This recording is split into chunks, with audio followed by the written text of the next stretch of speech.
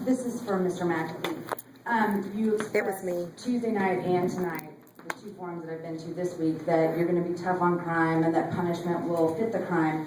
So I'm curious what the punishment would be for violent attackers or offenses such as your staunchest supporter from Burnett County, as he's been indicted and charged with a felony assault.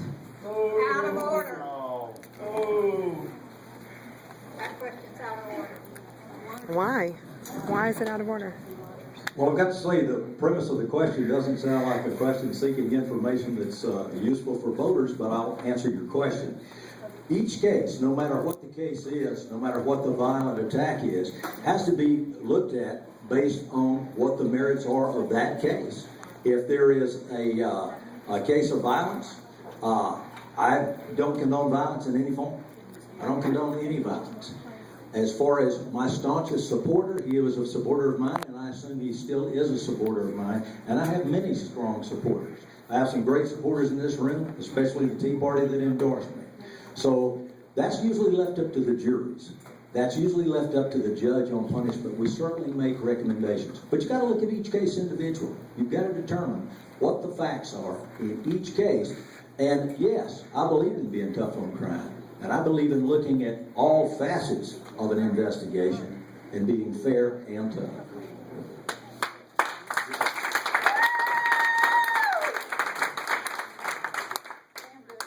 Okay, go ahead. We've heard a lot of comment about being tough on crime, and we've heard a lot about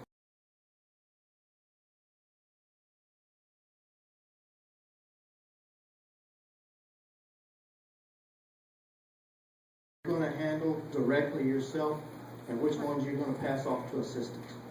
Very good question. No, that's a good question. As a district attorney, we have a job not only to be the lead prosecutor, but also as an administrator in a managerial position. I think that we need to make ourselves available, in my opinion, to try those cases that are the most serious, that are more serious. Obviously, we can't. There's a reason we have assistant district attorneys, and they need to have the reign to do their job and to try the cases throughout the district. But I think that the most serious crimes and the most heinous crimes, or in some instances, maybe the most difficult crime to try, ought to be the charge of the district attorney. Whether I'm lead prosecutor or whether it's a case that I need to sit second chair in to make sure that my lead prosecutor doesn't need any assistance. I think it's a case-by-case basis, but obviously the most serious crimes and the most difficult to try crimes, I think, are the ones that are going to merit the most attention from the district attorney, himself or herself.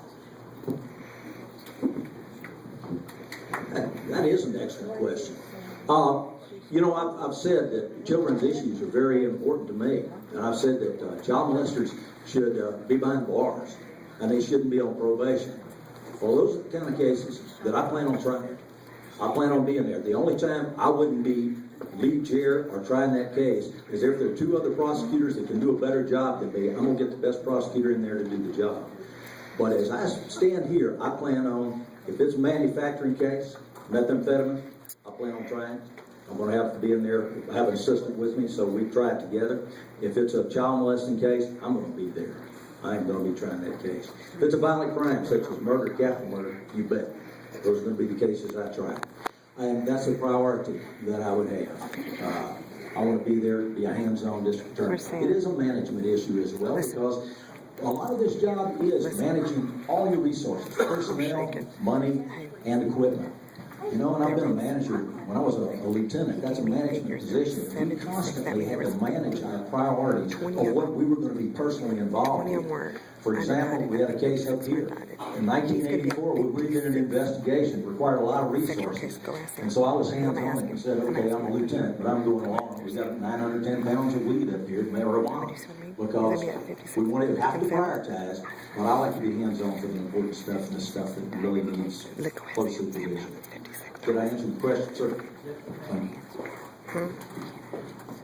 No, I asked him. Question for both. Can't ask a You question. talked about the docket backlog, 600 some odd cases, and those coming in annually, 800 something cases. How the heck do you ever catch up with limited staff and limited budget? What's your plan? Is that for both of them? Well, I think I said this another night, and it obviously wasn't to the same audience. It's not going to be easy, and it's not going to happen overnight. It's not going to happen in 6 months, and it may not happen in a year. But I think that what we have to do is methodically work to Not that he just ran and just left. move the cases more efficiently and more quickly from the time that we have the intake from law enforcement to grand jury and to trial. That's going to take the cooperation of the courts and the judges as well. We as the district attorney's office only have control over those elements that we can control. We don't get to control resets that are asked for by the defense that the judges grant.